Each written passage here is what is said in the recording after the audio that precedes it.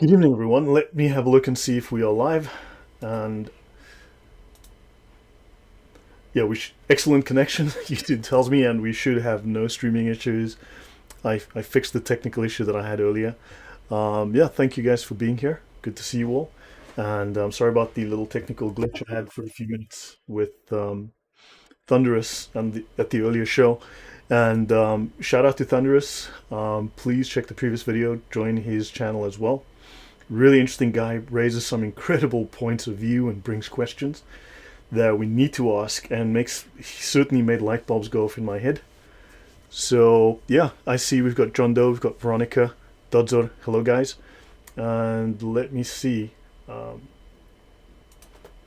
Yeah, so today what I'm going to talk about is obviously a little bit of terminology, and then also I am going to bring up a couple of subjects, one of those being the age of Khadija. I've spoken about this briefly in the past. And also the idea of occultism in the family of Muhammad, something that would be relevant. I just covered this in the previous chat, but I want to encourage you guys to actually have a look into the subject. For instance, when we say that Khadija, or when we are told that Khadija was a trader, a wealthy caravan trader, everyone takes that as gospel, and they don't look any further. But actually, if you look behind that story, there's much more to that suddenly opens up a whole new door, a whole new perspective. And suddenly you realize the story is not as clean as you think it is. Actually, there's things there that are quite disturbing, things that are unusual, and that actually start to destroy this narrative that we've been told. So hopefully I can give you evidence that you can use, you can go and research further and see that there's a lot more to this Islamic story than you've been told or that you've assumed is true. Okay, so let me begin by sharing my screen. Okay guys, so this is what I'm going to cover today.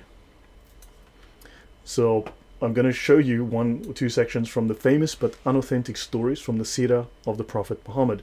The main title is actually what is commonly spread but not proven from the Seerah of Prophet Muhammad, from his biographies or Gospels. Hi Bull to Speed, hi Josie Wales, servant of Jesus, hello.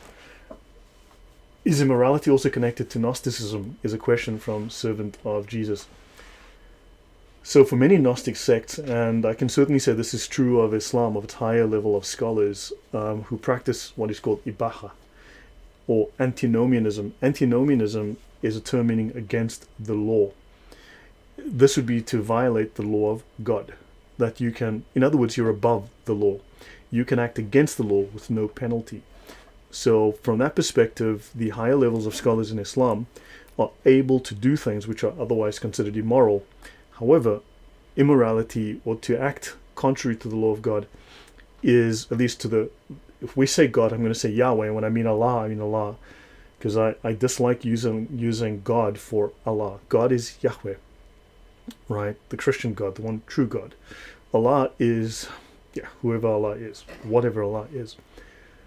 So Muslims are allowed to break the law. Muslims are allowed to break law as necessary. They can break the Sharia, and obviously by definition, they can obviously break the Ten Commandments. They can lie. They can willfully lie. In fact, they're to lie as a precaution. You can see some of that in my discussion on lying. I've got two recent videos on lying. So yes, immorality in that sense, sexual immorality. If you look at, imagine you marry a 3-year-old girl. Imagine you have sex with a 5-year-old girl, right? For a Muslim man, that is permissible within the law. Certainly, so immorality is most explicitly part and parcel of Islam and also other religions, but certainly with reference to Islam, that is the case. Gnostics, yes, there were certain Gnostics that felt that they had to break all of the laws of God because God was seen as the bad God, right? The demiurge, and he was the one that created this evil world, this dark, dirty world of matter. So therefore, they had to violate those laws because those were the laws that were entrapping them, and they had to try and reach the good God, the monad. So yeah, there's an inversion, there's a moral inversion that happens because of Gnosticism. This was part and parcel of certain anti-Christian sects of the 3rd and 4th century, and the Gnostics glommed onto that. So yes, the answer is yes.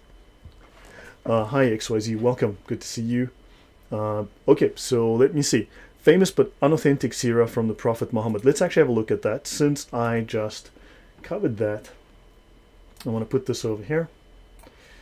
Right, in my talk just recently, or just in a couple of hours ago with Thunderous. Oh, by the way, I just had a chat with Chris Claus. I should be doing a call with Chris on Wednesday. I should be doing a show with Chris on Wednesday.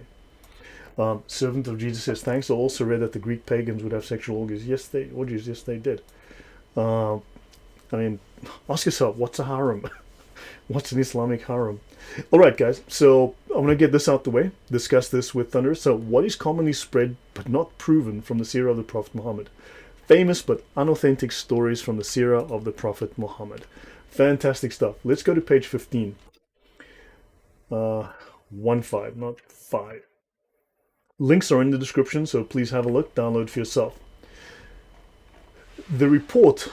This is from an Islamic scholar, all right? This is not from a Western Orientalist who is lying about Islam. This is from actual Islamic scholars, accredited Islamic scholars.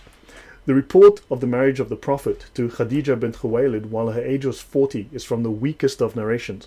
Now, you know that Muslims hate weak hadith, right? They're always saying that's a weak hadith. Even if it's Sahih, it's Da'if. You know it's Da'if Bukhari. There's no longer a Sahih Bukhari. So, but in this case, they seem to love their weak hadith when it comes to Khadija's false age of 40. And it says that this is matruk. Matruk is actually matruk is rejected. It's not even da'if, it's rejected. It's a lower level than da'if. So in this case, Muslims should happily reject this. It is said by Imam Ibn Kathir that Khadija was 35 or 28 or 25, which is fascinating. So let's have a look. Point number 27. Okay. Her giving birth to 6 children strengthens the view that she was definitely younger than 40, as stated by the author. So you have to ask yourself, if this hadith is rejected, why have they adopted it? Well, there's a couple of reasons. One is that it makes a nice story. Don't forget, Muhammad was 40 years old when he got his first revelation. Khadija was 40 when she married Muhammad. Right? Ali Baba had 40 thieves, because the number 40 is important within Islam. It's got numerological significance. It's a magical number. So that's something to look into and ask yourself, why 40? Why the magical 40? Obviously, we know if she had 6 children with Muhammad, she would have had the first child at 40. Let's be generous. First child at 40 or 41. Now, how does a 40-year-old woman have 6 children in the 7th century in the Arabian desert? How old was she when she had a last child? How easy it is for a woman today with modern medical technology to have a child at 40 plus 50, right? So yeah, ask yourself. So therefore, she must have been a lot younger. Okay, so therefore she could not have been that old. Let me see. At the time of her marriage, she was 35 years old. However, it has been said that she was only 25. This comment is taken from Sheikh Saeed blah blah blah. Okay, so there are numerous discussions around this, right? So that this is not just a cut and dried issue, and on the basis that it is not even da'if, it's matruk, they should just simply reject this. Okay, so I'll leave that at that. You guys can go through the book, get more at length if you want to on this issue, but yeah, clearly this is something that is not to be taken seriously. Jesus was 40 days in the desert, in Israel 40 years. Now, actually, Veronica, that's a really good point. Thank you very much. That is very, very well said. Okay, so yes, get a hold of that. Okay, today, David Wood spoke about what's happening in Pakistan. So part 2. David Wood spoke about what's happening in Pakistan, about Christians who are being killed for blasphemy, mobs forming and killing them, and so on, according to Islamic law. Now, he mentioned hadith. Now, it frustrates me that we're going to hadith that have been exegeted 1,000 years ago. Literally 1,000 years ago, the Sharia was written. The Sharia is the equivalent of the Talmud. The rabbis are disparaged, the rabbis are disliked, the rabbis are hated, etc. for apparently straying from the Torah and writing the Talmud and then following the Talmud. Well, the Islamic rabbis, they wrote the Sharia, which is the equivalent of the Talmud. They wrote their Talmud. Right, so you've got the Islamic Talmud, and these Islamic rabbis wrote their Talmud. They're doing exactly the same thing, right? Not to say that the Quran is a good book, it is not. But now you've got these rabbis, and we're going to to the early nascent source and going, well, we think that this hadith means, oh, I think that this Quran, well, the very best scholars of Islam have written thousands of pages, literally thousands of pages describing what that verse means, and we're going, let's ignore that, let's make up our own meaning of this and ignore the 1,000 years of development that has really gone into Islam, and just ignore everything that the very, very best scholars that Islam has ever produced have said about it. So, on the point of killing people in Islam, the contents of this book concern the Islamic ruling upon those who insult the final prophet and the messenger Muhammad, be they Christian or non-Christian. Sorry, be they Christian or Muslim, be they Muslim or non-Muslim. Right, so that's what the contents of the book concern. And what is this book? And I've shown you guys this many times before. The unsheathed sword against the one who insults the messenger. Right? And it states, let's see, you know, that this book is the Sharia rulings, it's the Islamic consensus rulings, the ijma, on what you do when a Muslim or non-Muslim insults Muhammad. First issue, whoever insults the Prophet is to be killed, whether they are Muslim or a disbeliever. Okay, I guess that's fairly clear. It says kill. The second issue, killing is prescribed on the one who insults the Prophet. It is not permissible to imprison him or show favor to him or ransom him. I guess that's clear. The third issue, any Muslim or non-Muslim who insults the Prophet is to be killed, and repentance is not sought from him.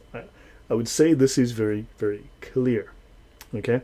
And now, of course, this particular book has 59 pages. It's the summary version of an original book which probably has hundreds of pages.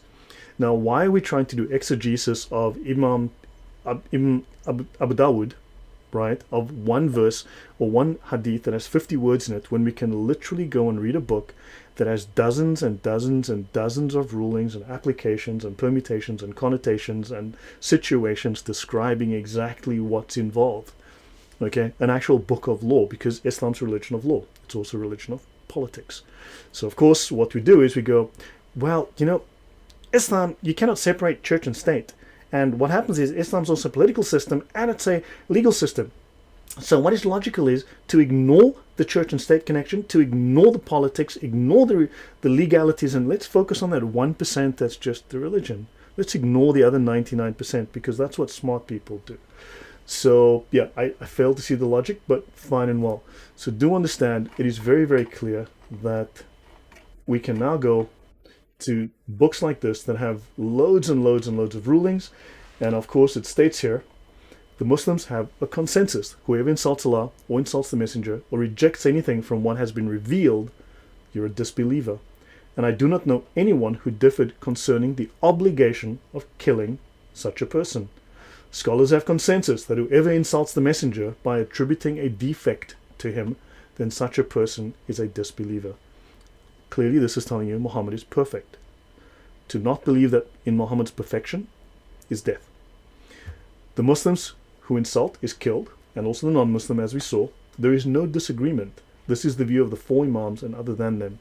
The four Imams are the four infallible Imams, the absolute Imams. Okay? They're mujtahids mutlaq. They cannot be wrong. They cannot make a mistake because Allah's hand covers them, and therefore they cannot ever be wrong. And their opinion is as Muhammad's opinion when it comes to them versus the lay Muslim. Okay, I'll move on from that. But understand, we're looking in the wrong place if you're going to be doing exegesis of, because, no, it's already been done. You can just go read the rulings. Okay, now, I've covered that, and now occultism in the family of Muhammad. This came up in the previous show. And let me see, XYZ and Chris Claus, welcome. Good to see you, thank you. Okay, guys, I've got Jimmy English and others. Welcome, guys. Right, let's have a look at that reference. So let's have a look at, now the original article unfortunately is no longer on the internet. I have struggled, I cannot find it. I've looked, I spent a lot of time looking, but it is maintained here on this website that I found, and the link's in the description, please. You can find it there. So Josie Wells, Islam is mostly law and political that leads to violence. Beliefs in an omnipotent power is way down in the list of priorities, and that is a fact, that is true.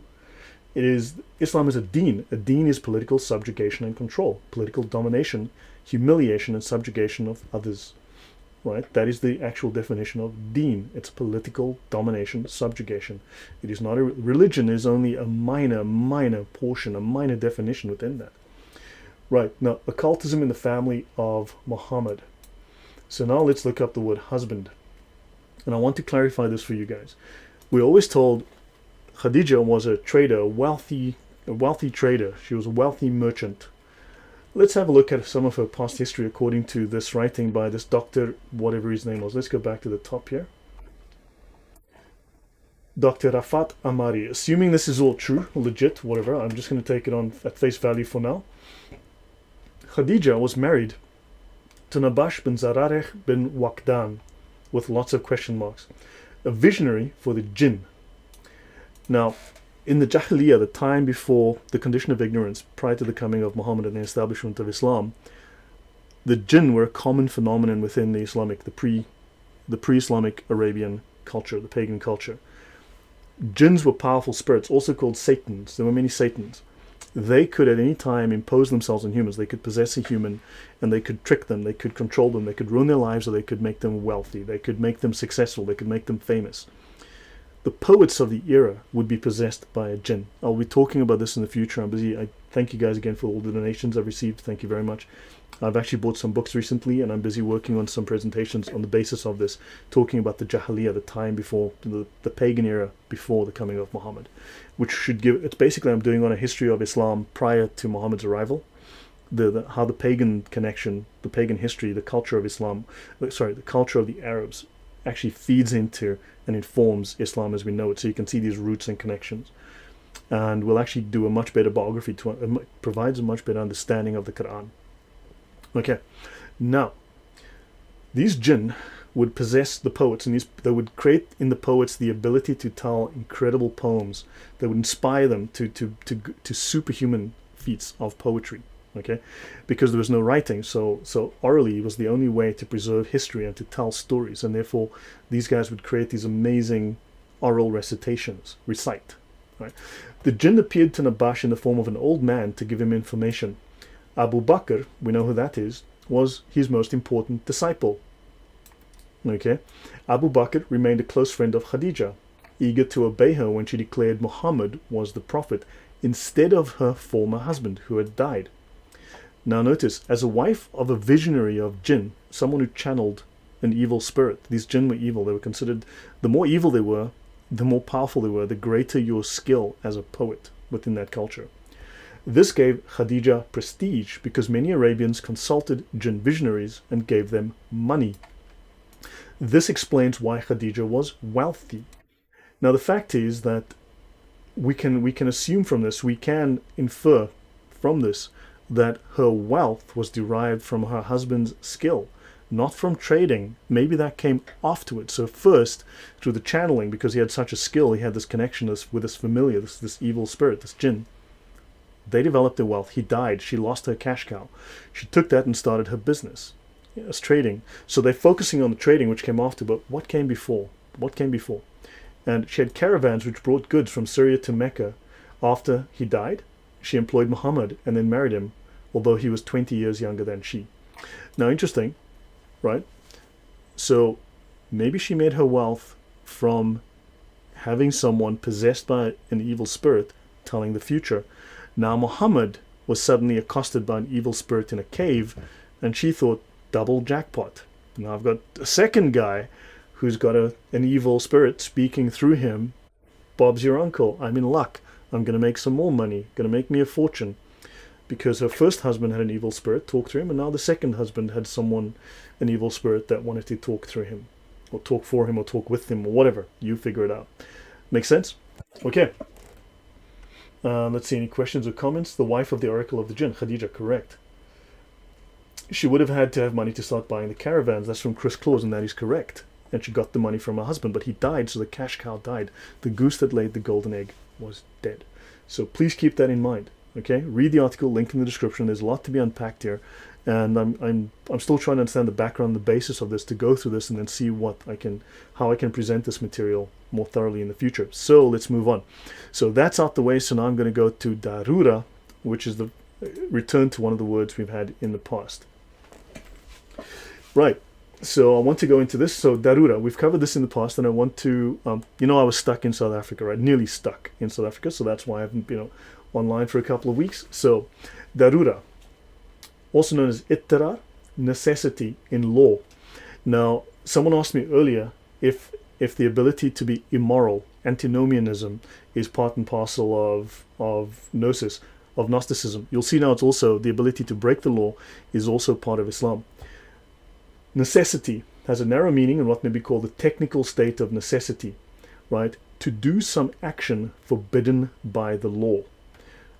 Does it state thou shalt not murder? Does it state thou shalt not lie? Thou shalt not commit sexual immorality? Well, hey, if you have to, go for it because you have a reason. There's necessity, some kind of technical reason that makes it necessary. Prohibitions of a religious character, and in Islam when they say religious character they mean a legal and political character, may be disregarded in cases of necessity and danger, but necessity, right? Not just danger. Most of the offenses committed under the rule of necessity are excused without any form of punishment. So yes, you can break the law and get away with it, right? And they say in its wider sense it signifies practical necessity, the exigencies of social and economic life. Exigency means that which is required in a particular situation.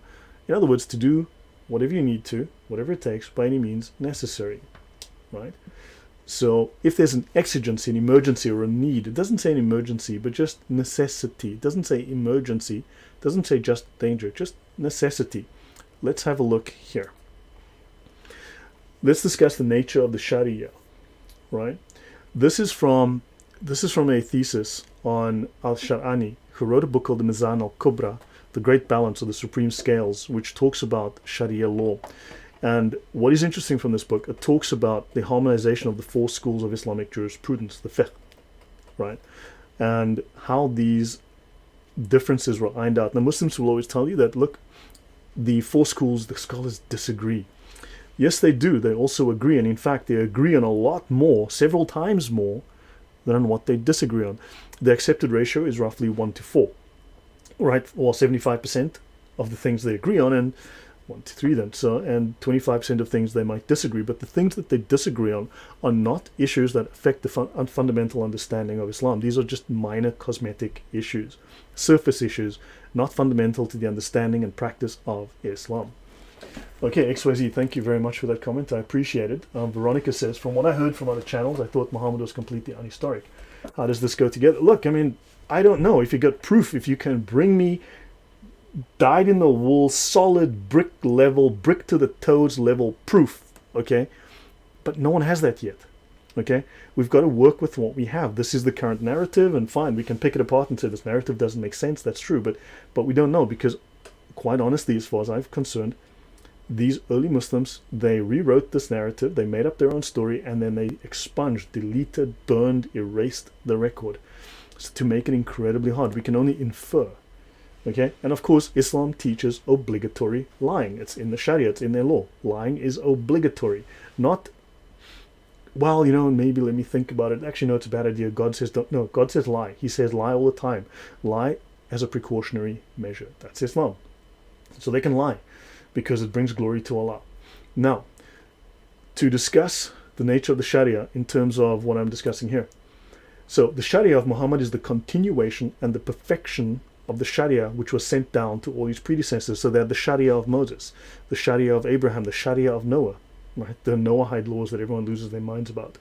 The Sharia of Jesus. Now, of course, he regards the Sharia, which incorporates earlier legal injunctions, the Shar'i, and culminated in the Sharia of Muhammad as the greater Sharia, quoting the Quran to support this, blah, blah. Each subsequent Sharia abrogates part of the preceding one. The Sharia of the Prophet Muhammad abrogates elements in the Sharia of Prophet Jesus. And Muslims must abstain from that which was abrogated from the Sharia of Jesus. Thus, the Sharia of the Prophet took the essentials of all those preceding regulations and laws, the Shar'i, and purified them from possible distortions of the past. Remember, the Jahiliyyah, the time before Muhammad, is the period of ignorance, right? The time of where you're clueless, right? So during his lifetime, the Prophet perfected the religion by perfecting the Sharia. They don't say he perfected the Quran, right? He perfected the Sharia, the message received from the Quran, the meaning and the application, right? The Sharia is the timeless moral laws of Muhammad and Allah, who are synonymous. For all intents and purposes, in the Sharia, they are the same person. They are one and the same, which is shirk. Whereas the fiqh is the application of this. How do I exegete these laws? How do I apply these laws? So thou shalt not, I don't know, thou shalt not eat cornflakes. Okay? What about Sundays? What about if that's the only thing there is? Okay, well then let's make an exception. That's the fiqh. Thou shalt not slap people. Okay, but what if they slap me first? Well, what if it's 1,000? What if I get attacked by the Chinese slappers? Right? What am I going to do? Because I need to defend myself, you know? Well, okay, then let's make an exception. Let's make some laws. And what about during the annual? That's the fiqh. How do I apply this given all these weird circumstances as life happens?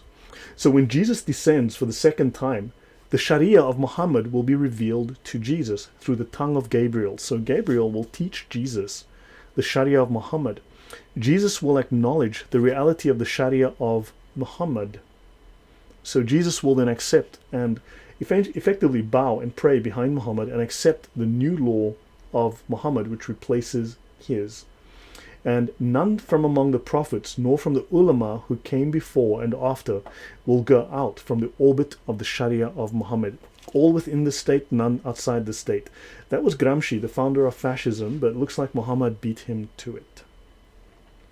Now, what's important, there are 6 major tenets of the Sharia. There are 6 pillars or legs of the Sharia. But these 2 are the most important for you to understand. Okay? This one, number 4, Al-Darurat tubih al-Mazurat.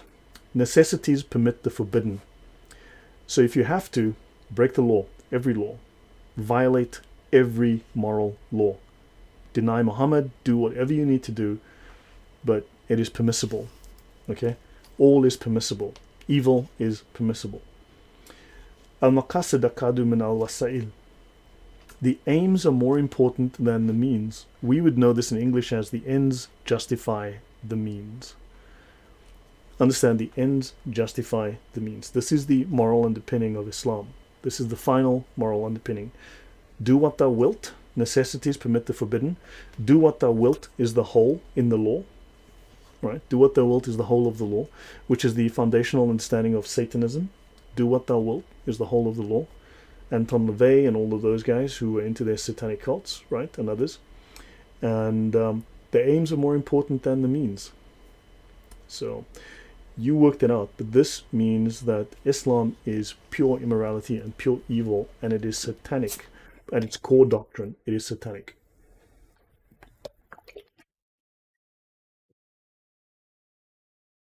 Built to Speed said it's pure lunacy for Muslims to follow an individual who was possessed by evil spirits and claims to be a prophet of Allah. Exactly, but within the time of the pagan Arabia, this was normal.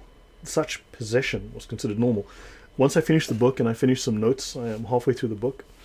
I'm going to do a series of shows on that and discuss it, because it actually shows you these pagan origins and roots within Islam. I mean, Islam is drawn from, it's like a sponge. It's sucked up so many different things, but it's important to look at the pagan origins as well. And you'll see that this was considered quite normal in that period. In fact, it could be actually something of status. Right? Darura, lying out of necessity. Yes, XYZ. Islamic doctrines of deception. Hiyal, Taqiyya, Kitman, Tawriya, Taysir, Darura, Muruna. Yes, Hiyal is the most important of those to understand. Veronica says, Islam invented information overload and steganography. Yeah, it baffle you with BS. That's exactly what they do. Remember, it's called Adab al-Jadal. It's their method of debate, which is designed to deceive using rhetoric, right? Specific methodology, and it's propaganda. XYZ says, Jesus descends for a second time and teaches Muhammad Sharia. No, he learns Muhammad Sharia. He prays behind Muhammad. That's their story. And Sunny Sleep says, it's not lunacy because the Quran is from a demon of Lucifer, so sadly some will follow it. Yes. Okay, I will pause there on this one, so hopefully we understand that. Then I will go back into my terminology so that, let me just make sure I don't miss anything. So Darwish. Okay, so Darura is done. Okay, now I'm going to go into Darwish. Sure I don't miss anything. Now Darwish, dervish. We know the word dervish, and this comes from Sufism, and it says here it is used in the sense of a member of a religious fraternity. Darwish, dervish, the whirling dervishes. Right? If I go here, let's have a look. Whirling. What are whirling dervishes? Let's have a look at whirling dervishes. These are whirling dervishes. Whirling dervishes, as you can see, are Sufis, those nice Sufi guys. Okay, so fine and well, this all looks wonderfully artistic and poetic and spectacular. So let's have whirling dervish calligraphy. You can see it looks very beautiful. Let's have a look here. This is calligraphy based on this. It's all very artistic, very pure, very wonderful, deeply satanic, but looks fantastic. Okay, so now let me go back here. A mendicant, a dervish, a member of a religious fraternity. Beautiful, beautiful euphemistic language. Very calm, very easygoing, hides something very dirty underneath. But the word most used is Ikhwan. You might know the word Ikhwan from the Ikhwani Muslimun, the Muslim Brotherhood, the world's largest terrorist organization. They founded something like 200 Islamic terror groups since their founding in 1928. Now, brethren, pronounced Khwan. These fraternities, Turuk, plural of Tariqa, path, Sufi paths. So now you've got the Ikhwani Muslimun, the Muslim Brotherhood, or Sufis. Sufis are supposed to be these poetic. Everyone loves the poetry of Rumi. Rumi's got such beautiful, beautiful poetry that people have no clue what he's actually saying, because people are dumb as rocks when it comes to Islam, right? They see the surface and fail to look deeper and fail to understand and read the important sources. But so the Muslim Brotherhood, this, they are Sufis, and the Sufis are, quite honestly, the most evil, well-organized secret society on earth. So now they mention here method of instruction, initiation, and religious exercise from the organized, and they form, okay, these tariqas, these Sufi paths, these Ikhwan, they form the organized expression of religious life in Islam, because the practice of ihsan, right, the practice of ihsan within Islam, you take a regular Muslim and he goes and he prays 5 times a day. That's not really a religious observance. That is following the law, following regulation, right? He's doing what he's told. Whereas prayer is known as fard al-kifaya. It's a communal obligation within Islam. The prayer is handled by this higher level of scholars, these Sufis. They intercede on behalf of all this, of the people below them, and they manage through the layer of the lower layer of the ulama. The ibara and the ishara layer manages the lower layer. And then, of course, this upper layer, these the mystics within Islam, the religious practitioners, they're the ones who actually do the religious portion of Islam.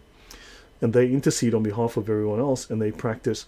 So they form the organized expression of religious life in Islam, whereas the others simply are following regulation. They're doing the political life in Islam. They're following the law. So let me read what else has been said. It's obviously clear, but the context is for the meaning of today's time. Hey Marek, dzień dobry. Okay. Dobry wieczór, Marek. Jak się masz? So let me see, let me close this.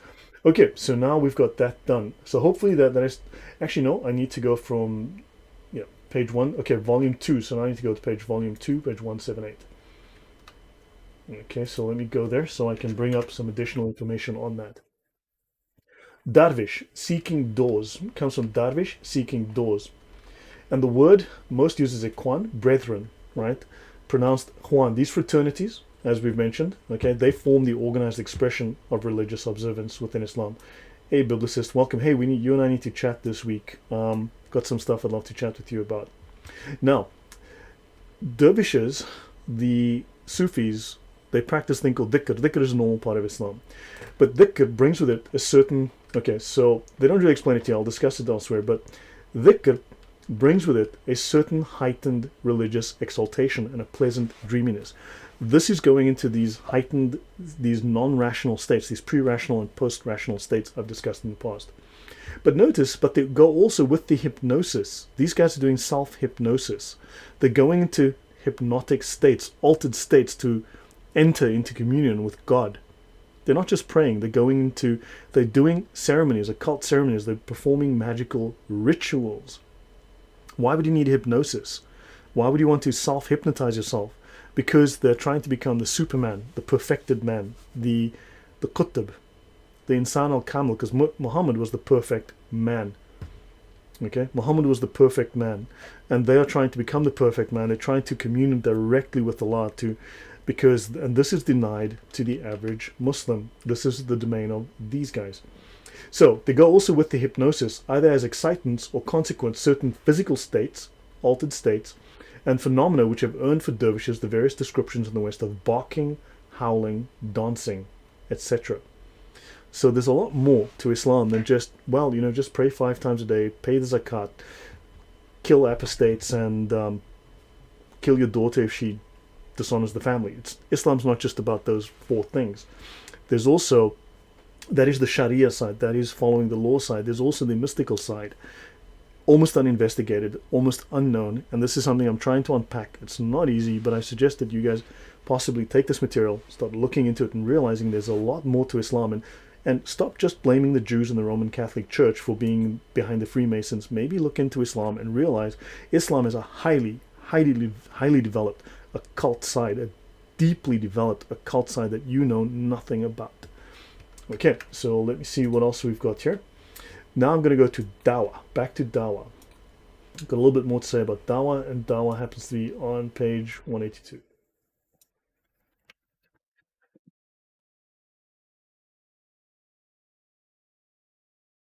I made a wrong mistake here. By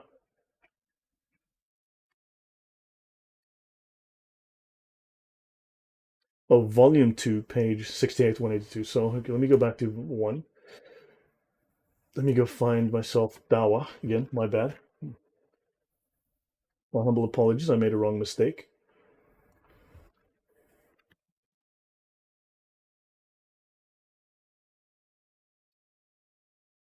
Okay, here we go. We need to look at this word. It's very important. The word Dawah. Okay, it's very important to look at the word Dawah because, again, we see Islam often mistakenly through a Western lens, through a Western perspective. Because we say, well, we've got evangelism where we are preaching the gospel, we are preaching the good news. And we assume that from an Islamic perspective, they mean the same things. They use the same words deliberately, but they use them in a deceptive manner. It's like what the left does. They use the same words, they mean completely different things. Dawah, call, invitation. Notice it doesn't say evangelization there. It does not say. It says to call someone. It's like, hey, buddy, how you doing? I thought I'd give you a call, man. Hey, you want to go have some beers later? That's a call. An invitation. Hey, man, I want to invite you to my party. We're gonna have beers, dude. We're gonna have a bunch of beers, and we're gonna have barbecue. That's an invitation. Understand? It does not preclude that form of invitation. No, it doesn't explicitly say it is evangelization. Understand the nuances and the differences here. However, it does state it is propaganda and pretension. What does it mean to pretend? To lie, to deceive, to not present an honest view. Right? I'll pause and I'll take some questions. Okay, so the Freemasons have been looking to take down the Roman Catholic Church for centuries. We have documents predating the Second Vatican which talks about, yes, I know, the Masonic infiltration. I know, yes, that is certainly the case. And it must be noted that when you go through the Islamic documents, especially the writings of people who have been initiated into the Sufis and achieved a high level within the Sufis, they make the explicit claim that they founded the Freemasons. The Freemasons are a pale offshoot of the true knowledge that they gave them, right? The Freemasons are a pale imitation of the true Freemasonry of Islam, right? So understand there's a lot more going on here than people realize. Now, pro-pagan, pro-pagan da. Those are very well, very, very interesting, pro-pagan da. But understand that Dawah is propaganda also for a member of the Prophet's family. And it's propaganda for the Imam, who alone could give mankind good guidance. Because they know better than you. They'll make the decisions for you. This is normally called centralized planning and control, otherwise known as communism, known as fascism, right? These are what's known as totalitarian forms of government. Propaganda for the Imam, who alone could give mankind good guidance. So, yes, understand. Actually, this is interesting. Josie Wales says, the Catholic biblicist, more papal bulls have been written about Freemasonry than on any other subject. It therefore must be important. The Catholic Church came down hard on the Freemasons. Now, that's not to say that the Catholic Church has not been infiltrated, because certainly it has. Okay, there's certainly criticisms that can be levied against it, but certainly some of the popes, the better popes, certainly did call it satanic, call it evil, and for good reason too. All right, so now now that we've got this aspect, let's go to look at Dawah, volume 2, 182, 183. So I'm going to go here, 182. It's 168 in the book, but it's 182 up here in the page count. So Dawah, to call, to invite. It means call or invitation. I invite you to Islam. That is not exactly evangelization. That is not explaining the religion. That is not providing an understanding and an exegesis. Say, hey, join Islam. No, I don't. Okay, I'm going to kill you. That's pretty much what it boils down to. Okay? So, to call, to invite. Invitation to a meal. Now notice it also has the context of invitation to a meal. Hey, buddy, want some steak? I got some chicken. Want some barbecue sauce for that? That's Dawah. It's not evangelization. Evangelization doesn't mean, hey, buddy, want a pork chop? That's not evangelization. That's giving somebody chow, right? Want a beer with that? That's not evangelization. But in Islam, it is Dawah. Okay? It can also mean an appeal to God, right? It can also have the sense of a curse, to curse someone. Dawah can also have the sense of cursing someone. It can be synonymous with Dawah, signifying lawsuit. Interesting. So Dawah can mean cursing or a lawsuit. And of course, they do tell us here that in the religious sense, Dawah is the invitation to believe in the true religion, because the religion of all the prophets is Islam. Now, there's a word for that, but I can't use that in a family-friendly channel. But yeah, we know that's just what they say. Glory Hallelujah says Muslims all over Facebook calling for Dawah and asking for money to build the mosque, of course. The Catholic Church hierarchy definitely has been infiltrated by Freemasonry. Just look into the Pope's banker. Oh, well, look, I mean, yeah, they've also been infiltrated by the communists, right? We know this. And yeah, I mean, that we need to, the Catholic Church needs to be cleaned up. Now, again, I'm not a Catholic. I've been raised, for those, excuse my French, for those idiots who fail to listen, I have numerous times stated that I was raised Protestant in the Anglican Church.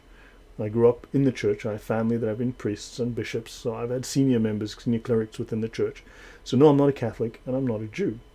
But if I criticize the Protestant church, because I do so because I think there's something to criticize, because based on my looking at the evidence, the history, the facts, I think there's something rotten that needs to be addressed. And of course the aim is always, well, the Catholic Church is evil and the Protestant churches all walk on water. And yeah, I bet if we have a look, we're going to find that all of these Protestant, ministers all walk on water. No, never did anything wrong. Never did anything wrong. Actually, while I'm at this, let me quickly look something up. Give me 1 second. I need to address something which annoyed me. This is why recently I've been doing some things which I got into, because I kept hearing a single argument presented over and over, and it started to annoy me. And because of that, I decided that I was going to look into the matter, and then I started to find things within the Protestant church that I thought were very deeply distressing. But on this point, I need to come to this, bring this to your attention. Everyone talks about the sexual abuse within the Roman Catholic Church. It's illegal. It's a problem. It must be dealt with. These people must be sent to jail. This thing must stop. However, of course, this is cover for avoiding looking at the far worse clergy sex abuse in the Protestant churches. Because seriously, it's just the pot calling the kettle black. And when I constantly got slammed with this, I decided I was going to take a look at the Protestant church history, starting with Martin Luther. And I will tell you this, once I start doing my shows on Martin Luther, a lot of you are going to be very, very upset. Martin Luther, and I say this, was a filthy man, a dirty, filthy lecher, whoremonger, disgusting, drunkard, filthy man. Okay? So yeah, but we're going to get there. I will be talking about this in the future. It's going to take me some time to put this all together, but yeah, so now you've got a rough view of what I think of Martin Luther after looking at his life. Okay? So yeah, and this is because I had no interest in Martin Luther. I had zero interest in the Protestant church, but because, and a blasphemer. Yes, that is correct. Catholic biblicist, he was a blasphemer. Now, he hated God, and he said the most disgusting things about Jesus. But of course, huge Dawah went into effect to whitewash Martin Luther, but that's a story for another. That's a fight that I will fight later on down the line. But trust me, many of you are going to be very upset. If you're not looking forward to it, unsubscribe, please leave. You're not going to like it. I am going to eviscerate Martin Luther. I think he was the most disgusting man. A honestly disgusting, pathetic individual. So, there you go. Now, Protestant clergy sex abuse. This country is predominantly Protestant. More children are abused by Protestant ministers than by Catholic priests. In 1990, the Freedom from Religion Foundation issued a study on pedophilia by clergy. At that time, 2 clergy per week were being arrested in North America for sex crimes against children. 58% of them were Protestant. Now, that was 1990. That's 31 years ago. Imagine how we look today. Now, why is everyone going on the Catholic Church? Yes, it's a problem. But you know what? The Protestant churches are dirty too. They're evil too. They also need to be taken apart. So because of this issue, people lying to me about this, lying to me, Christians, quote unquote Christians, filthy mouth Christians lying to me about this issue, failing to address the log in their own eye, I decided to start taking a look into the life of Martin Luther and the history of the Protestant church. And you are not going to like what I find, because I did not like what I find, and I'm going to share that misery with you. Okay. Now, there is more sexual abuse in the Protestant churches than the Catholic. Okay, now this is from the Schubert Foundation. You can disagree with all of this all you like, but I'm sure if we have a look, this was a cursory examination. If we start having a proper look, maybe we're going to find that there's a problem in the churches. It's not because of Christian doctrine. This is because of evil men who have come into the church and corrupted the church, because of weak-willed Christians who have failed to stand their ground and follow do the right thing, the legal thing, and the moral thing. Now, okay. So the Protestant world is teetering on the edge of a sex abuse scandal similar to what has rocked the Catholic Church. So understand, there are problems that need to be addressed. So please stop lying to me about the Catholic Church, because there are plenty of lies being told. Because I know for a fact now, if I start digging into your church, I'm going to find filth that you're not going to like. Okay, moving on. Now, Muhammad's mission was to repeat the call and invitation. It is the Dawat al-Islam, or the Dawat al-Rasul, the Dawah of the Prophet, or the Dawah of Islam. As we know, the infidels' familiarity with or ignorance of this appeal determined the way in which the Muslims should fight against them. Right? So let me see. Is it really a benign invitation? No, it's a threat. Do this or else. Right? Those to whom the Dawah had not yet penetrated had to be invited to embrace Islam before fighting could take place. I have covered this in other shows before, but this is not required. It's not compulsory. It is not part of the Sunnah. It's a polite suggestion. First invite them, then if they refuse, fight them. Unfortunately, the sequence can happen. Attack them, kill them. Don't worry about inviting them. That sequence is perfectly legal. Okay, so let's have a look at some comments here after my rant. Okay. And let's see. Sorry, Lloyd. Okay, so Lloyd, you're a good Christian. That's all that matters. Well, thank you very much. I try my best. I'm just doing what I think is right, and showing what I think is good evidence. The Roman Catholic Church is the most visible church on the planet. That is true. It is also a monolith. It's one easy target. Whereas the Protestant churches, as you know, the Protestant church is right. That's why you have 40,000 Protestant churches that can't agree. You know, that all have different doctrines. Like, I follow the Bible. I make up my own mind on what's in the Bible. Okay, that means there's 1.7 billion different religions. You work it out. Okay? So, therefore, her problems will be all the more visible compared to the Protestants or Orthodox. So, let me see. The Catholic Bill. This is a quick research into St. Peter Damian. Nothing is okay. Don't know who that is. Let me see. What is the percentage of Protestants to Catholic in the States? A much larger Protestant percentage. Not sure exactly the numbers, but far more Protestant than Catholic. Glory Hallelujah says, I accepted Jesus Christ from a good Protestant man, but I rather call myself a follower of Jesus Christ. Look, at some point you got to jump off the fence, right? At some point you got to make a decision, and you know, because Christ said, hey, just do your own thing, follow the Bible and make it up as you go along and interpret it your own way. I don't recall which verse that was in, but I'm pretty sure it's not in the Bible, right? He says the church. He doesn't say the churches. He doesn't say take it to the churches. He says take it to the church. Well, in Protestantism, if you don't like what this church says, take it to the church next door. And if that church doesn't work for you, well, just go to the church down the street. And if that doesn't work, start your own church and make whatever was wrong legal in your church. Good stuff. Moving on. Okay, now, so also propaganda. Now, Dawah is unfortunately propaganda, right? Let's have a look, a further definition of this Dawah. Founding or restoring an ideal theocratic state based on monotheism. So this is what Dawah is for. So one of the aims, one of the missions, the goal of this Dawah is to found or restore an ideal theocratic state. Like, oh, let's take Palestine, Hamas, theocracy, Iran, theocracy, ISIS, theocracy, Afghanistan, the Taliban, that's a theocracy, that's ideal. Good stuff, founded on Islamic monotheism, theocratic monotheism, fantastic stuff. Yeah, we can look forward to that. So maybe you want to resist the Dawah just on those reasons alone. The whole organization responsible for attracting the greatest number of people to this idea and for giving the power to their representatives. So make them follow you and give you power, as well as propaganda for this purpose is called Dawah, which can often be translated as mission or propaganda. Dawah is one of the means of founding a new empire. Empires are political domains. Empires are political domains. The Roman Empire. People don't like the Roman Empire. The American Empire, you hear that a lot. People don't like it. So why would you like an Islamic empire? Dawah is propaganda to build an empire. Okay? And then, of course, propaganda was carried out by missionaries devoted to the cause called da'i. Da'is. Someone like Zakir Naik is a da'i, right? His mentor, Ahmed Didat, was a da'i, a missionary. They are propagandists. Well, who else was a very famous propagandist? Goebbels, worked for the Nazis. He was a famous propagandist. So understand, propaganda is what governments do, and what governments do very well is lie. And unfortunately, this is what Islam does extremely well.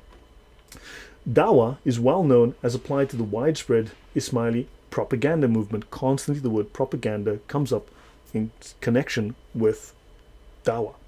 It is propaganda. It is not evangelization. It is not evangelism. It really annoys me when I hear supposedly well-educated academics who haven't looked further than their nose is long, making up whatever stories they have, just following this narrative without actually investigating. It's propaganda. Propaganda is dishonesty. Okay, moving on. Thanks for your time there. And the last one is dhikr.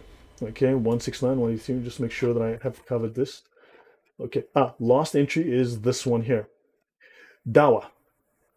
The political aim is to convince Muslims that the Imam alone, who is divinely inspired, aided by Allah, and the guardian of the secrets transmitted to Ali by the Prophet. This is from the Shia perspective. It applies, there's enough application within the Sunni as well, within Islam, right? So the Imam alone, divinely inspired by Allah and aided by Allah, and he's the guardian of the secrets, the secret knowledge given to Ali by Muhammad, and only he could give mankind good guidance. So he's got the secret knowledge. He knows better than you. Sounds a lot like communism as well, because they've got, central planning. They know best, right? So yeah, understand, again, it's simply propaganda to create this totalitarian state. It is not evangelization. And now the final word I'll do today. So I wanted to expand on these words. We've covered some of them before, but I wanted to expand. And the last new word is dhikr. Okay, so let me see, where is... just a mention of secret wisdom here, Dawah, secret wisdom. Man, Islam is full of discussions of Gnostic wisdom, secret knowledge. It's Gnostic through and through. Islam is... It's not classical Gnosticism the way you know it, but it's very deeply entrenched in Gnosticism, and then of course it has its own little spin on it, like it does with everything. Take Dal, the 9th letter of the Arabic alphabet with the numerical value 700. Arabic words, Arabic letters have numerical values. All the letters within Islam have numerical values. It's form parts of a magical ritual which they call onomatomancy, discussed in the past. So Islam is based on numerology and number magic. So they do, when they do these incantations and dhikr, they're reciting these things as ritual incantations to form ritual magic. And now we come to dhikr. Any comments or questions? Let's see. Biblicist says one of the reasons why Christopher Hitchens left Christianity was because his mother was having an affair with the pastor of his church, and that too when he was well into his teens. I mean, that's unfortunate. That's not Christian doctrine. That's, but yeah, unfortunately, it's a bad example. Everyone wants to throw stones at the Catholic Church due to sexual abuse or corruption, but when it comes to prominent Protestant figures being caught up, their fanboys cry foul. I mean, everyone's dirty. Okay? This is not doctrine. These are violations of doctrine. The things the Catholic Church is doing wrong are violations of Christian doctrine. Now, Martin Luther said some incredible things about the Catholic Church. Amazing what this guy actually said. The words that came out of his mouth, I'm shocked. My gosh. Good grief. Good grief. But, yeah, whatever. He created the propaganda he just hammered that thing home. And that propaganda has just persisted. He seems to have taken lessons from Islamic Dawah. And maybe I'm not kidding. Maybe I'm serious. You never know. So 58% of the Protestants in the abuse statistics is below what would be expected. So, well, maybe the Catholics had a head start on the Protestants, but the Protestants are catching up. And that was 31 years ago, Veronica. 31 years ago, statistics. Maybe it's a little different today. So Muslims want to establish a caliphate, XYZ, and that is true. Yes, they want to establish a political entity, a caliphate. Okay? Built to Speed says some use excuses just to remain in their sins, and that is true. I mean, yeah, we will sin and fall short of the glory of God, right? It does say that. So, secret knowledge sounds familiar, villainous. Yes, that is true. And let's continue. So, guys, the last word I have for you today, so it's dhikr, remembering God. Oh, it just sounds amazing. Just remembering God. That's so deceitful because it's not the full picture. It's not the true picture. Understand? Islam is fantastic at doing this. Reciting the names of Allah, the tireless repetition of an ejaculatory litany, incantations, constant repetition to dull the senses and take you out of your mind. There's a Gnostic reason behind this. I've covered this in the past. I won't do so now. A religious service common to all the mystical fraternities. Mystical fraternities, what would that be? Well, the higher levels of Islam are mystical, occult. Right? Let's call it a cult. Right? Performed by the Sufis. Dhikr, yeah, dhikr, exactly. The Encyclopaedia of Islam tends to use these stranger phrasings like jihad is spelled D-J-I-H-A-D, for instance. Not the common J-A-H. J-I-H-A-D. It's D-J-I-H-A-D. So it just has these weird ass spellings for some reason. So notice here that dhikr is also the revelation sent down to Muhammad. Okay, so that is dhikr. We'll say it's remembering Allah. It's just repeating the name of Allah. It's all very nice and all very sweet. So let's go to volume 2, which is 238 to 239. So let's go have a look here and see what it tells us. If maybe we find something different to what we were expecting. Dhikr. So, dhikr, reminding oneself. Remind thyself of thy Lord when thou forgettest. Okay, that's Quran 18 verse 24. The act of reminding, then oral mention of the memory, especially the tireless repetition of a litany. Okay, you could consider this. Remember, they mentioned hypnotism, hypnotic repetition, to create a state of hypnosis and altered states. Altered states are what you do when you take drugs, right? So understand there's something else going on here than just remembering God. Like, oh yeah, hey, I remember God. It's not that. As an ejaculatory litany, tirelessly repeated, the dhikr may be compared with the prayer of Jesus. I have no idea what that is, but it seems to be that they're referring to some weird-ass people that do something I've never heard of. But notice they speak of traditions of the brotherhoods. So, Islamic Brotherhood, the Muslim Brotherhood. Interesting. Sufis, the head of the Muslim Brotherhood was, well, A, a Sufi, and B, a Freemason. But that's just a sheer coincidence. Notice they speak here of regulating the respiratory rhythm as well as physical posture. What else does that? Let me see.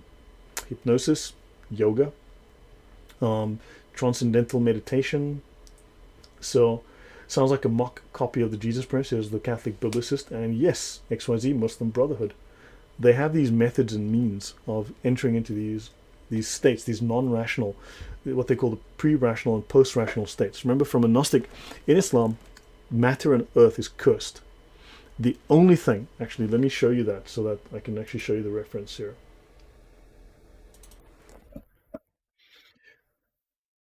So let me actually go here. You see, within the Sharia, within Islamic law, the fiqh, they tell you because Islam has a Gnostic component. It's not only Gnostic, but it has a Gnostic component. It states here the world and what is in it are accursed. Just like Gnosticism teaches that the world is of matter is evil, the world of spirit is good. A bad god, the black god, the dark god, the evil god, attacked the good god. Right? Different Gnostic sects have this myth. Attacked the good god, tore off pieces of him, and pieces of the good god fell into the earth that the bad god created. The bad god created this evil earth of matter. And all these souls are now trapped on earth with this shards, these sparks of the divine from the monad, the good god, trapped within them. And they need to be freed.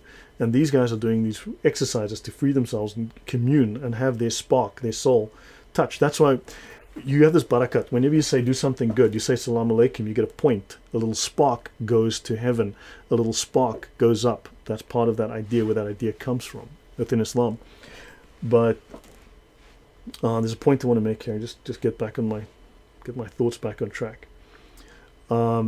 So I've forgotten it. It'll come back to me. So the world is cursed, except for the remembrance of Allah, dhikr. Okay, except for the remembrance of Allah. So everything on earth is cursed, right? The world is cursed. You are living. Oh, because your body is matter and your brain is matter. Your brain is cursed, and therefore your brain is giving you bad information, right? And the only way to enter into the divine is to bypass your brain, because your brain is matter. It's therefore evil. It's therefore you're thinking the wrong things. You're thinking thoughts given to you from the structure given to you by the evil god, the bad god, the demiurge. So you need to escape this prison of flesh by utilizing what they describe in Islam as the pre-rational and post-rational states outside of the rational. That's why they are irrational. That's why they are okay. So they need to enter into these irrational states to free their minds, to enter into la la land, so that they can commune with God, who is also la la. Understand? So this is what they need to do. They need to bypass the rationality to enter into communion with Allah. That's the story here. So let me go back to where I was.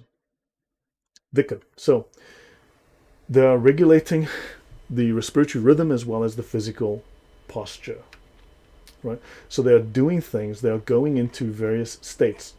And you'll see here, they also mention here, as part of this discussion, they speak of other formulae. So these are formulae, magical formulas. Ooh, magical formulas, repetitive magical formulas. And they speak here in accordance with Gnostic hierarchies, where spiritual progress is matched with the vision of colored lights. You start to see things. It's known as hallucination. You get the same effect when you're on drugs, okay? Psilocybin and whatnot, and there are people that recommend that, and yeah, stay away from that. Now, dhikr of the tongue with the intention of the heart, the mere dhikr of the tongue without niyyah or intention is rejected. It would just be routine, profitless. So here, these guys are not just saying the prayers with intention, but they are actually trying to literally touch the face of God. They're literally trying to enter into the throne room of God to become one with Allah, for their souls to commune directly with Allah. They're trying to become perfected, right? The Nazis had their whole concept of perfection, wonder where they got that. But part of Sufism is to enter into a thing called becoming khutb, the perfected man, the perfect man, the completed man, right? And yeah. Now, Al-Ghazali, the number one scholar in Islam after Muhammad himself, they speak of here the similarities to yoga and other practices. Now, I'll end off here. The dhikr of the heart resembles the buzzing of bees without a loud or disturbing noise. Who of you guys have seen the movie Constantine? I really enjoyed that movie. It's not a great movie, but I really liked it. I watched it again recently. It's with Keanu Reeves. Let me open a window. It's getting crazy hot. It's 0 degrees outside. It's snowing. So you might remember he speaks of demons that appear, and there's the buzzing of the flies, the buzzing of the bees, right? That's when demons appear. Okay, so the dhikr of the heart resembles the buzzing of bees. He's visited by a demon made up of insects that glom together, and there's this buzzing. But anyway, The buzzing of bees without a loud or disturbing noise, and is accompanied by luminous and colored phenomena. At this stage, intermittent, Al-Ghazali drew attention to this apparition of lights, which sometimes pass like a flash of lightning and sometimes stay, sometimes last, and sometimes do not last. Sometimes they follow each other, different from one another. Sometimes they blend into one single mood.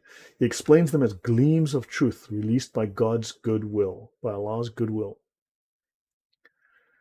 So Alexa says can't count off, and I've watched that movie. Yeah, I watched it twice, not this year. Um, so understand, there's a lot more to Islam than just beat your wife, say the 5 daily prayers, um, slap your kids a lot, and kill your daughter if she dishonors the family. There's a lot more to Islam than just that, than just those external practices. This is the internal side, right? This is the button instead of the zahir, the external aspects. There's the internal aspects. So understand, there's a lot more to Islam. There's a lot more to be said here. But there is a deep, extensive, detailed, sophisticated, long developed occult side of Islam that we know nothing about. We've barely started to scratch the surface. Understand? And this is what is hidden. This is why they do not want you studying Sharia. Understand? Because this will lead you down the road where you're going to find that they claim to be the founders of the Freemasons and the Rosicrucians and all of these things. That they claim to be the one secret society. Islam has to have world domination. That's what the caliphate is, right? People see the rise of pedophilia. Well, Islam allows it. It's legal. So they conform with these things. So understand there are issues here. And antinomianism, which forms the foundation of Satanism, satanic doctrine. So I'll leave it at that. You make your own conclusions. Everything that I've spoken about, everything is in the description. Okay. And yeah, I'll take any questions if anyone has. If you just see what's been said. Yes, this cursed earth idea is opposite to God. It said things were good when he created them. Exactly. God created the world and it was good. Right? Gnosticism is an adversary to God. Correct. It is a complete adversary. It's an inversion. It's a moral inversion. The biblicist says ancient Jews used to pray 3 times a day, the book of Daniel, and fast twice a week. Christians around 70 AD prayed the Our Father 3 times a day and kept the 2-day fasting but moved the fast days. Built to Speed says so much mysticism and esoteric ideology. Yes, it's a huge amount in Islam, huge. And I have no idea why scholars are not discussing this. You can't miss it. Glory, hallelujah. Thank you very much for that. He says we need to teach our children at home the danger of this cult. Nowadays, many people think, well, I've been told Islam is a religion of peace. You've been warned. Yes, it's a political system. It's an occult system. It is a legal system. There is so much more to it than what you're told. It's seriously, like I said, it's not just about beating your wife and killing people on London Bridge with a truck or a knife. It goes well beyond just that. There's an occult aspect, and they claim that I will come into this when I start discussing Islam and the Nazis, the connections with Islam to the Nazis, and yeah, there's so much more. There's so much more to this when I start doing Rudolf von Bottendorf. Man, there's so much to dig through. There's so much nonsense, but yeah, once you understand Islam, it all starts to make sense. So that's it. Unless you have questions, guys, I'll take some questions. Lloyd, would 5 daily prayers be considered dhikr? Yes, because actually you're doing 5 daily prayers, but you're also doing the repetitions, the 17 repetitions as you go through the prayers and the motions. So yes, it's kind of it's an indoctrination, but it's a mental exercise conditioning. It's mental conditioning. So yeah, it is dhikr, but it's a very low level. Actually, if you go into the reliance, ihsan, if you go into the perfection of faith, so the perfection of faith, the ihsan, let's actually go to that and I'll explain that to you. So the perfection of faith. Now this is a Gnostic concept. You'll see they explicitly call it Gnostic. Let me just drink some water and I'll explain that.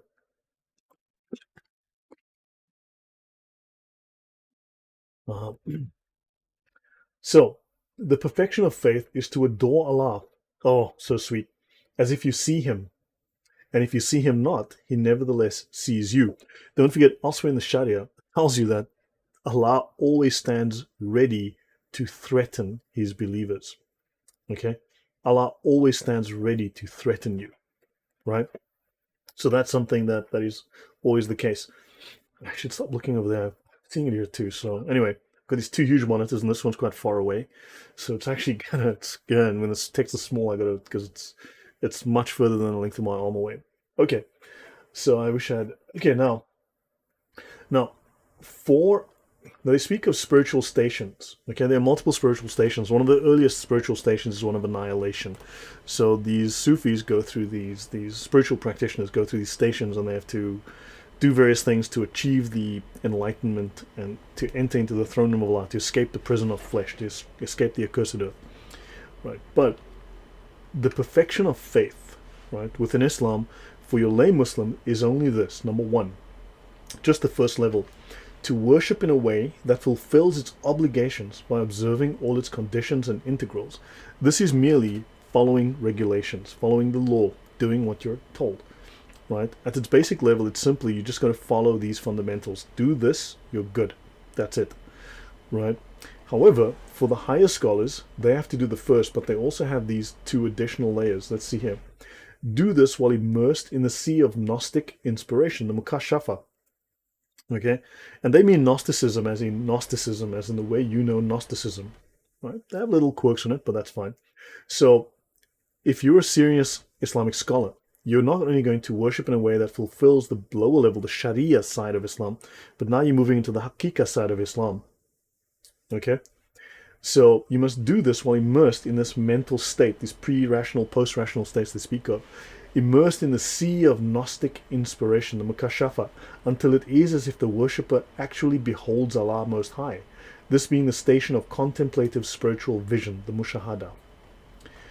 And then to worship, as mentioned above, these two states already, though mainly aware that Allah sees one, this being the station of vigilance. Now you've moved to another, a higher level of occult practice. All three of these are of the perfection of faith, ihsan. But the perfection required for the validity of worship is only the first. So to make your worship valid, just follow the rules. Do as you're told, follow these rules. 1, 2, 3, connect the dots, Bob's your uncle, off you go. While the perfection in the latter senses, this is numbers 2 and 3 here, this Gnostic state and this Gnostic state.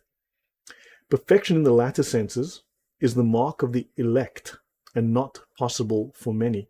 Who is the elect? That is the upper echelon, the gatekeepers, the ones on top. Everyone talked about the Catholic Church was bad because you had these priests on top and the plebs on the bottom.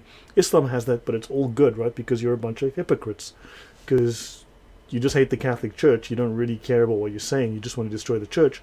You don't actually care about gatekeeping, or you go after Islam too, unless you're cowards because you're too afraid to speak out against Islam, or you're ignorant because you don't know enough, or both. Pick those, but pick which one fits you, but I'm not necessarily speaking to you, but understand these are things that I've come across. I've been doing this for way too long. Long before I came alive online, I was anonymous and online. I've just seen too much of this nonsense. So, while perfection in the latter sense is the mark of the elect, understand these levels, these layers, the initiates, these people, you get those, the profane on the bottom, and then you get the levels on top. Okay? And only for those at the elite level, the elect level, only the elite, they have achieved these states. Actual worship, actual spiritual, mystical worship is denied to the lower levels. It's the domain, the province of purely the upper levels. I'll stop there, guys. That's it from me tonight. I hope my rant didn't offend too many people. If I have, well, it's true. So, Sergeant Grinch says, Islam really is the evil cult of the Shin. Cult of the Shin, not familiar with that, but it's definitely evil. Okay? Everything I've said, links in the description. Sounds like the Calvinists running Islam. You know, you start looking at Martin Luther, excuse my French here, but I'm really starting to dislike that guy, if I haven't made that clear yet. And there's too much. There's just this touch of Islam in what this guy's doing, and it bothers me. It seriously bothers me, but maybe I'm wrong. But we'll talk about that one fine day. So thanks, guys. Good night. Unless there's any final question, but Chinavala, haha. Okay, well, guys, that's it from me. And yeah, I should be doing a show on Wednesday with Chris Claus, and to discuss Islam from the Sharia angle, to introduce the Sharia. Thank you, glory, hallelujah. I think that's a very profound statement. You're not here to please men, but to tell the truth. And as you guys know, I always provide my resources. I show them on the screen, and I provide links to everything that I use. You have links to literally everything that I have. No one's ever come back to me and said, but that's a bad source and the blah. Seriously, I mean, I give them away. I give every single one of my, I hide none of my sources. So guys, thank you very much. Yeah, and Thursday with Chris Claus, no, Wednesday with Chris Claus. And on Friday night, I should be doing another session with Thunderous. I will be talking about the Injil. What is this mysterious Injil that they keep talking about in the Quran? Because it can't be the Gospels. They speak of the Injil, but what is this Injil? So I've done some work. I've gone to some really good academic resources, I think from a guy at Oxford or Cambridge, taking his notes as a basis. I will link to his document. And yeah, we'll be talking about that. So guys, Wednesday and Friday. I'll be in touch. Thanks guys, and see you soon.